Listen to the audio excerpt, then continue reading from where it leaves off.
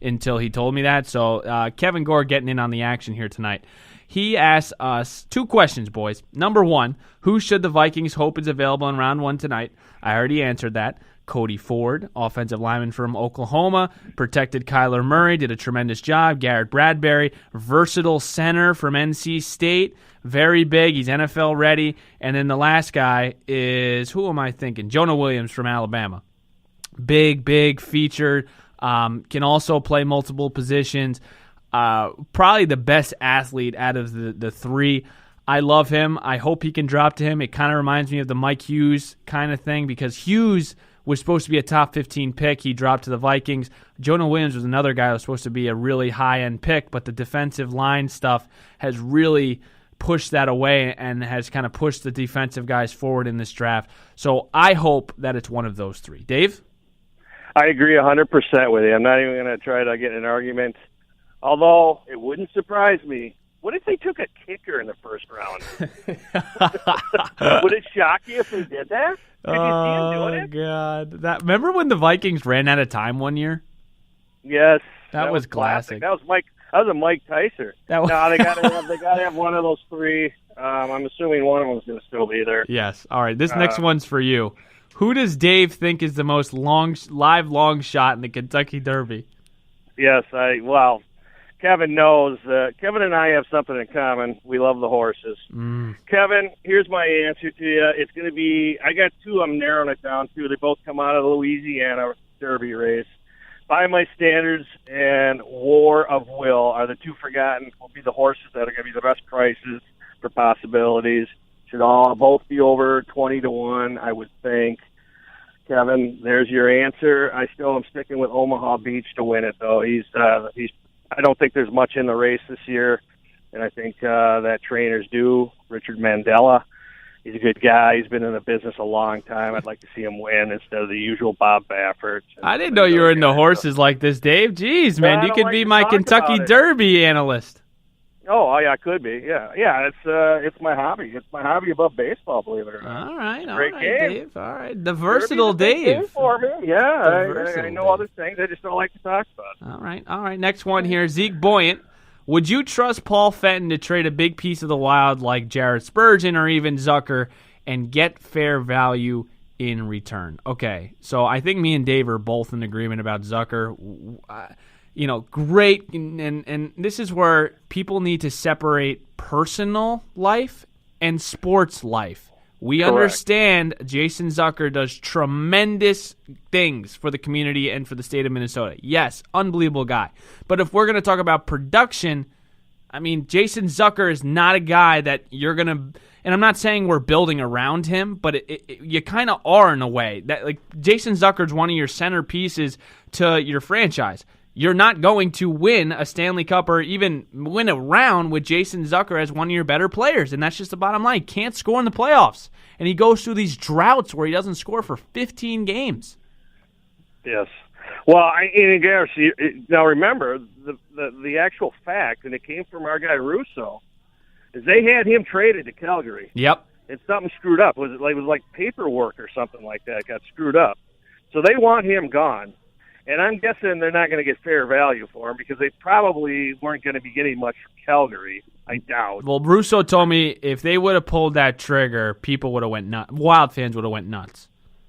So is that bad that we're getting back another Rask type player? It was like Michael Frolik in like a second-round pick or something along the lines of that. I think it was Frolik or something like that. It wasn't. I mean, That's brutal. That's a brutal trade if they did that. That just proves to me right there they don't want, for whatever reason that we don't know, behind the scenes, other than what we see and talk about on the ice, they want him gone. So fair value, they're not going to get fair value for him because it's probably known around the league they just don't want him. So, and who was the other player? Jared Spurgeon, you got to keep. I love his game. He's not going anywhere. Yeah, I love his game. No, he isn't going anywhere. He's their best D. Well, him and Sutz. Yeah, him and Sutz and Dumba. Dumba. I keep forgetting about him. Right, Dumba. No, you can't. Those 3, Suter's not going anywhere, but no, he's not going anywhere. All right, the next one is from the great, the legendary, the one and only, Joe Sacco, who is the loyalist listener of this. On his bike, he listens. He's on the dirt road. He takes pictures. We love that. Joe Sacco's the man. All right, he has 2 questions for us. Number 1, odds the Wild make next year's playoffs. Less than 50%. I think they're in trouble next year more than they were this year. I would probably, if I had a gut feeling, yes or no, I'll say no. But I think they're going to have a better record than this year. But that doesn't mean anything because the West was that bad this year and they only missed out by a few points. I think you give Dumba back for a full year. Koivu back, and I'm not a big fan of Koivu, but Dumba was the real guy that was missed tremendously. I mean, his energy, his grit, his scoring, his playmaking, his defense, and Matt Dumba was severely missed. So I would say no, Joe. But they're going to have a lot better year than last year. You agree with that, Dave, or no? Or you think they're really going to struggle? No, I'm going to say no, and I think they're going to struggle worse because they almost did make it this year. And I mean, you got to watch. I mean, Arizona's on the improve, and I just no, I'm out. I just don't. Parisi, Suter, they got another year under their belt. They're getting older. Parisi can't stay healthy. Koivu, he's done. He's whatever. Yeah, no, he's done. And, the defense, obviously Dumba comes back to help, but he's one guy. They're forwards. They can't score goals. I mean, they're going to have to – they got to get people to put the puck in the net, and we still don't have that. Maybe Donato comes into something, right? But they still haven't got anything else. 100%. I don't see – and they don't have any young talent. I don't know. I don't see it. Not next year. No more Wild talk. We don't want to talk about the Wild. No more Wild questions. We are in baseball mode. Baseball mode and, other stuff. All right, number 2. Even if the Vikings don't ignore the offensive line, chances Cousins last the season. I don't know if Joe's talking about health-wise or I don't know. I would hope so, or else we're cutting him off. Yeah. He ain't going anywhere at $80 million a year, $84 million. No, he doesn't survive the season. He's going to get hurt. I don't think. Cousins. Listen, Cousins won't allow himself to get hurt. I mean, he takes sacks a lot. Yeah. He goes down. He doesn't get hit like that hard. That's what I've noticed with him. Okay. Keenum was willing. To me, Keenum was willing to stick his neck out there and get hit by 2 linebackers to make a throw. That's just me. Is Keenum better than Cousins? No, but do I think that both of them play the same way? No, I think Keenum plays with a little more guts than him. So, but okay. I just don't think Cousins will allow himself to get hit like that. So I think he lasts the season. Okay. Well, I think that if it doesn't get better, he's going to blow up again. So he might injure himself on the sideline. I don't know. Him and Thielen might get into another shouting match. Yeah, him and your guy Thielen will probably get another shouting match. They better protect him.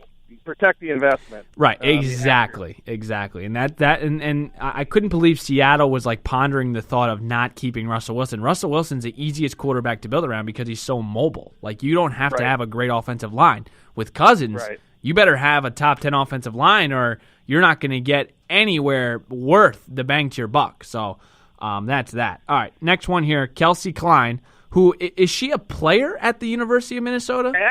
Ex-hockey player. Of M, a sturdy defenseman. That's awesome, Kelsey. One goal a year, a couple of assists, but who cares? That's a real glue to the blue line. Yeah, that's awesome. That is great. We're getting some. We might have to get her on here. We're getting some athletes here. Kelsey Klein. We need more female participation. We do, but Dave's got to keep it clean on here.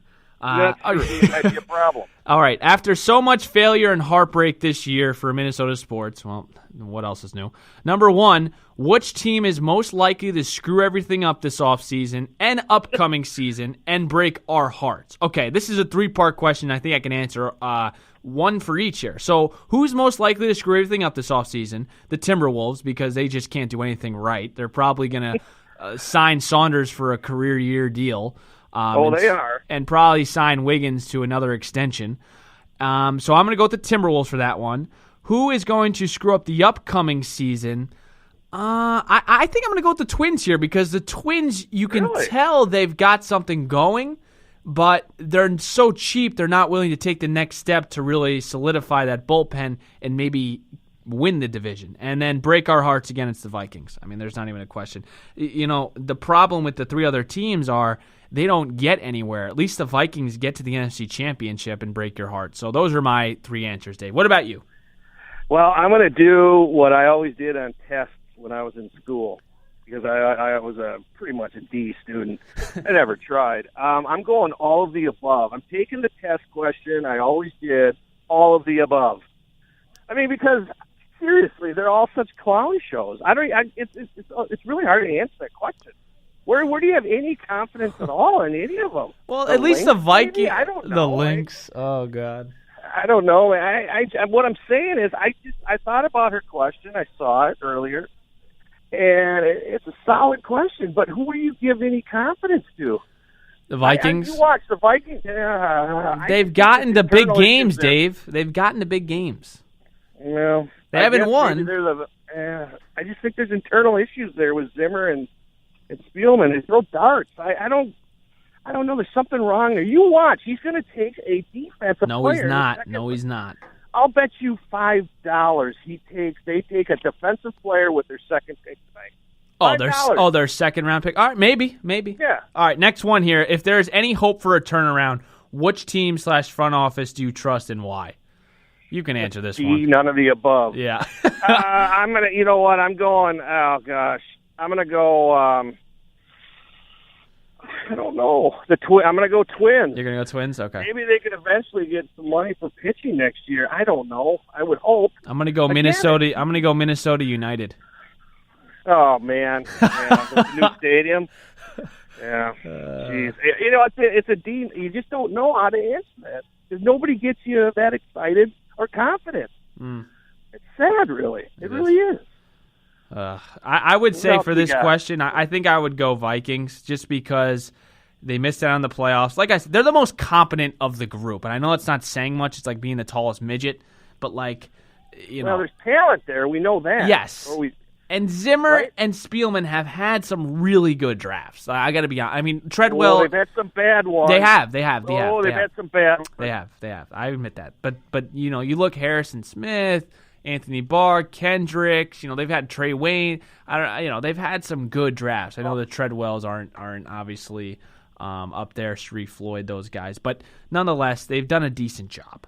Okay, next one here. Johnny Love. What type of losing bet will Dave make in the Kentucky Derby? That's a given. I haven't hit the race in 20 years. I'm afraid of the race. I don't even want to bet it, but I'm gonna because I have to. I'll win bet. I'll probably end up win betting the favorite, and he'll lose, and that'll be really embarrassing. Because when you bet favorites and they lose, you feel like an idiot. Right. So I'll probably bet Omaha Beach, Johnny. But you know he's going to lose because I'm going to bet him, and the price is going to be low, and it'll be embarrassing. So, but these horses aren't that good this year. The 3-year-olds aren't that good. I think Omaha Beach, if he gets a trip, he's the best horse. I can't take this. You are really into this Kentucky Derby. You're like speaking a foreign language. Good for you, though. Good for you. We could do 10 hours on it in one day. Oh, I would not get tired. My Lord. Okay. Sam Nord here. You watch the Derby? No, I don't. My dad watches the Derby. I don't watch the Derby. I watch. Listen, I watch baseball, basketball, football, hockey, golf, and tennis during the Wimbledon because I like to bet on thoroughbred? What track is closest to you? Meadowlands? No, Monmouth Park. Oh, you're right. But have you ever been there? Oh yeah, we go there to bet all the time. Oh, okay. There's a sports book. I've always wanted to go there. Yeah, there's a sports book. Shore. Hey, come down here, Dave. I'll take you out to beautiful Monmouth Park. We can go to the Haskell too. They dress all nice and fancy and stuff. The Haskell. Yeah, that's a great race. And okay, go move on. Yeah, I literally got a minute here. All right, Sam Nord. Right. Why didn't we all fly to Vegas and put everything we had on the Astros last night when we saw the pitching matchup? Sam, listen, if I could, I would. Okay, if I got sponsors on this, I think me and Dave would be the first one out there. Oh, we all knew. We all knew what was happening last night. Justin Verlander versus Cole Stewart. I mean, come on, please. Yeah, it's a great question. Really. I mean, the whole state of Minnesota who follows the Twins should have been there. We should all bet last. I mean, that was a lock of locks. Right. And there's no way it could have changed. Right. No way. All right, Dave. It's a pleasure as always. It's been great. All right, I'll talk to you. Yes, we will talk. We'll text during the draft. I'm excited to see what you're tweeting tonight because if they take second round. Second round, okay. If real quick. Yes, go. Real quick, one thing. Just a name I didn't get out on your draft as you were sticking up for the Vikings. Treadwell.